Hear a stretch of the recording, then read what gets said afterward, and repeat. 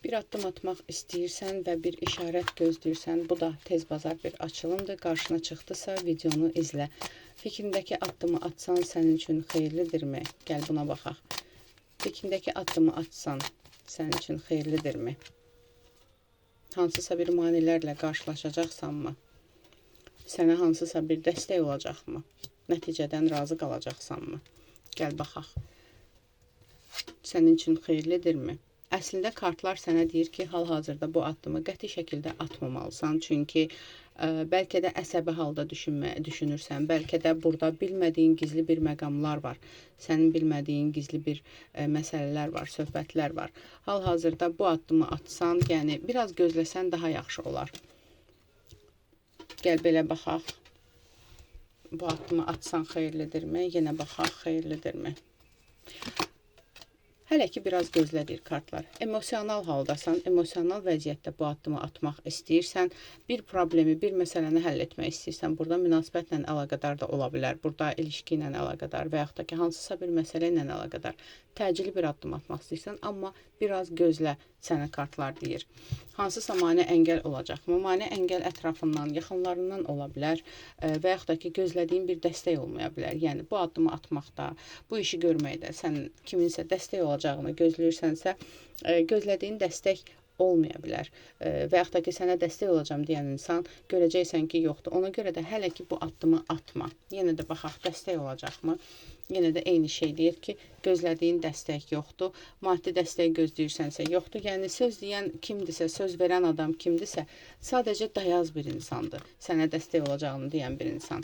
Kim tərəfindənsə dəstək olacaqmı bu addımı atmaqda? Ancaq özün həll etməlisən bu məsələni. Maddiyyatla əlaqədar, yəni, yenə deyirəm, kimdənsə bir dəstək gözləyirsənsə, o insan sadəcə deyir. Dəstəyi ya heç olmaya bilər, ya yarı-yarı ola bilər.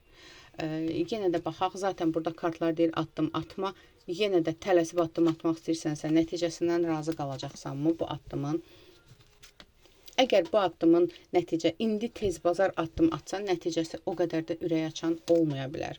Və sonradan ola bilsin ki, düşünə bilərsən ki, bəlkə də tez addım atdım, bəlkə də düşünmədən addım atdım. Yaxşı, biraz sonra düşünüb addım atsan, biraz sonra, biraz sakitləşib, sonradan bu addımı atsan sənin üçün xeyirli olarmı? Məsələn, bir həftə sonra, 2 həftə sonra bu addımı atsan sənin üçün xeyirlidirmi? Biraz da gözlə, sənə deyir kartlar, biraz da gözlə. Yaxşı, bir ay sonra bu addımı atsan sənin üçün xeyirlidirmi? Bir ay sonra addım atsan.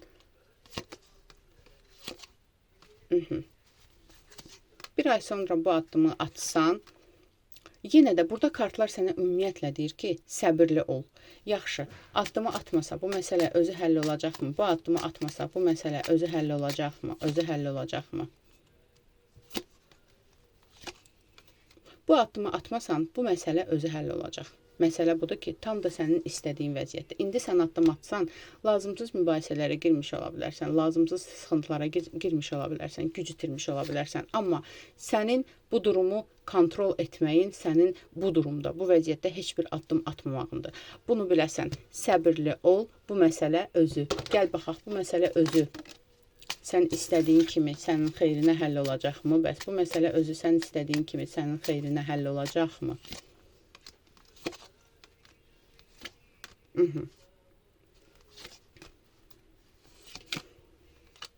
Bu məsələ soyuyub gedəcək sanki. Deyir ki, bu məsələ hazırda narahat hiss etdiyin nədirsə, bu özü çəkilib gedəcək.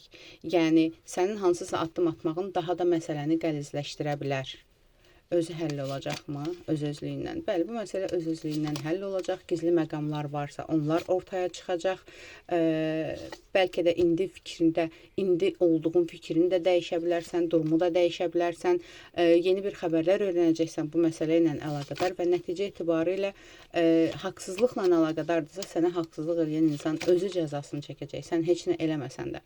Aldım, qəbul etdim. Yaz ətraflı baxım üçünsə profildəki nömrə ilə əlaqə saxla.